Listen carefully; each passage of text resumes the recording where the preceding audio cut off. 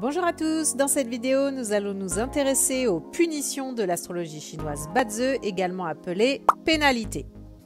Alors tout comme les autres interactions dont j'ai parlé dans mes vidéos précédentes, les punitions peuvent préexister dans le thème de naissance ou bien se produire lors de transits temporels. Elles ont le plus souvent un effet relationnel et psychologique plutôt que physique, et les personnes ayant des pénalités dans leur thème se sentent rarement heureuses et sont souvent insatisfaites. Certaines peuvent rendre la personne particulièrement pessimiste alors que d'autres génèrent des événements en rapport avec certaines actions. Parmi elles, nous trouvons la pénalité d'ingratitude, la pénalité d'intimidation, celle d'incivilité et enfin l'autopunition. Alors commençons avec la pénalité d'ingratitude qui est représentative d'efforts peu récompensés. Ce type de structure implique que lorsque vous offrez votre aide à quelqu'un, spontanément et sans idée de retour, vous aurez tendance à vous retrouver impliqué dans des situations préjudiciables pour vous et recevrez peu ou pas de reconnaissance pour ce que vous faites.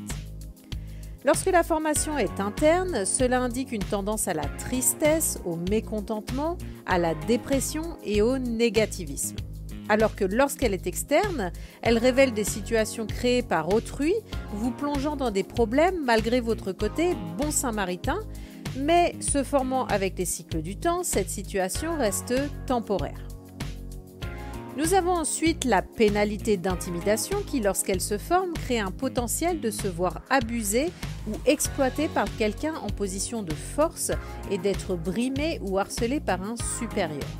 Cette structure correspond à une situation où vous êtes coincé dans un rôle de victime, incapable de vous défendre et où la situation est généralement causée par votre propre manque de discernement.